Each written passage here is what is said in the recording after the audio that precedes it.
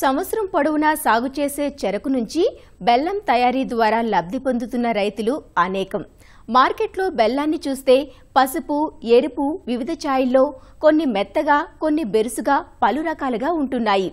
బెల్లం తయారీలో రైతులు హైడ్రోస్, యూరియా వంటివి తెలుసో తెలియకో కలుపుతూ ఉంటారు. కానీ అలా తయారు చేసిన బెల్లం మన ఆరోగ్యానికి హాని చేస్తోంది. అంతేకాదు బెల్లం నిల్వ గుణం తగ్గిపోతుంది.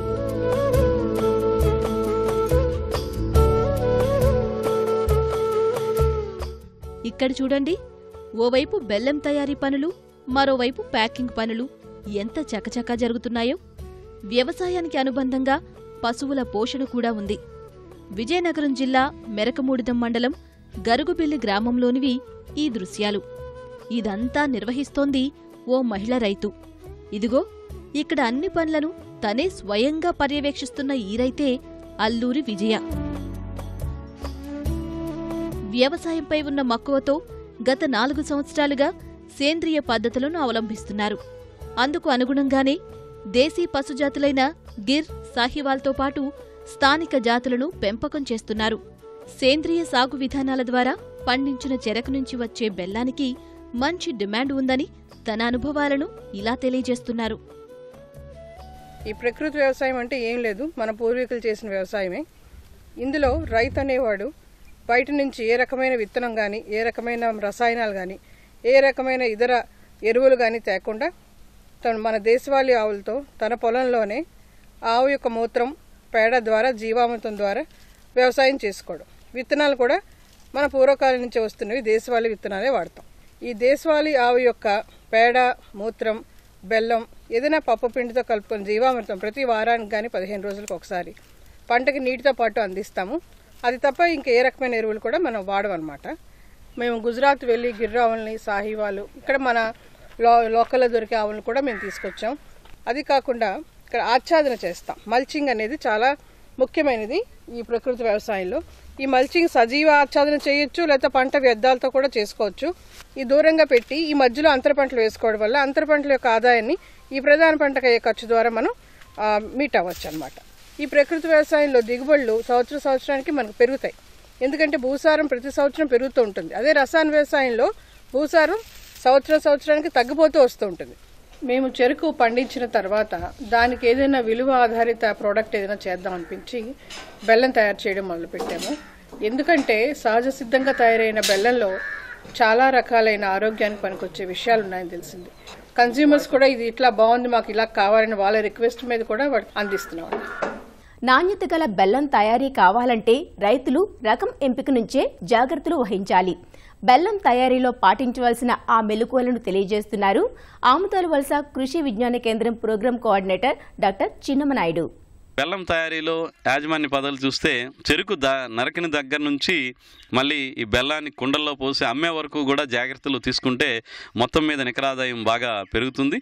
మరి చెరుకు నరికేటప్పుడు కనుక చూస్తే బెల్లం తయారు చేసే రైతులు భూమట్టానికి చాలా దగ్గరగా నరకడం మంచిది. ఎందుకంటే చెరుకు గడ కిందనే ఎక్కువగా సుక్రోజ్, ఈ బెల్లం తయారీకి కానీ పంచదార తయారీకి కానీ ఉపయోగపడేటువంటి సుక్రోజ్ అంతా కూడా భూమట్టానికి దగ్గరగా ఉండే గడల్లోనే ఎక్కువగా ఉంటుంది. కాబట్టి నరికేటప్పుడు భూమి మట్టానికి దగ్గరగా నరకడం మంచిది.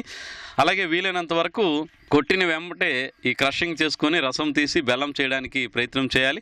అలాగే ఈ క్రషర్ల విషయం చూస్తే అడ్డు క్రషర్లని వాడుకోవడం మంచిది. నిలువు క్రషర్ల కన్నా అడ్డు క్రషర్లు కనుక వాడుకుంటే రసం తాలూకా వాల్యూమ్ ఎక్కువ రసం రావడానికి అవకాశం ఉంటుంది. అలాగే బెల్లం తయారీ విషయంకి వస్తే కనుక బెల్లం తయారు చేసే పెనాలు, మనకి ఆ పెనం తాలూకా గేజ్ రేకులు కూడా 16 నుంచి 18 థిక్నెస్ గేజ్ ఉన్నటువంటి రేకును కనుక వాడుకుంటే మనకి అవి త్వరగా మరగటం కానీ, అలాగే మంట కూడా ఈ పెనమంతా సర్దుబాటు అవ్వడానికి బాగుంటుందని చెప్పేసి తెలియజేస్తున్నారు. అలాగే పెనం తాలూకా వెడల్పు కూడా 250 నుంచి 270 సెంటీమీటర్లు వైశాల్యం ఉండి ఒక 45 సెంటీమీటర్ల లోతున్నటువంటి పెనం అయితే కనుక ఈ మంట అంతా కూడా సమానంగా ఉండి తక్కువ టైంలో ఈ రసం మరగటానికి అవకాశం ఉంటుంది. కాబట్టి అలాంటి పెనాలని వాడుకోవాలి. అలాగే బెల్లం తయారీకి ఉదజన సూచిక మనకి 5.8 ఉంటే కనుక మంచి బెల్లం తయారవుతున్నట్టు తెలుస్తుంది. వస్తుంది. కాబట్టి ఈ రసాన్ని శుభ్రపరచడం, అలాగే ఈ ఉదజని సూచిక 5.8 వెళ్ళేటట్టు సున్నాన్ని కలిపితే గనక మనకి ఉదజని సూచిక పెరుగుతుంది. ఆ విధంగా చూస్తే మనకి సిఫార్సు చేసినట్టు 400 లీటర్ల రసానికి 100 గ్రాముల ఈ సల్ఫర్ డయాక్సైడ్ హైడ్రోస్ కలిపినప్పుడు ఈ బెల్లం తాలూకా నాణ్యత బాగుంటున్నట్టు తెలుస్తుంది. రైతు సోదరులు ఈ హైడ్రోస్ను అవసరమైన మేరకే వాడుకోవాలి. అంటే 400 లీటర్ల రసానికి 100 గ్రాములు వేసుకుంటే మనకి క్వింటాల్ బెల్లంలో 7 నుంచి 8 గ్రాముల హైడ్రోస్ మాత్రం ఉంటుంది.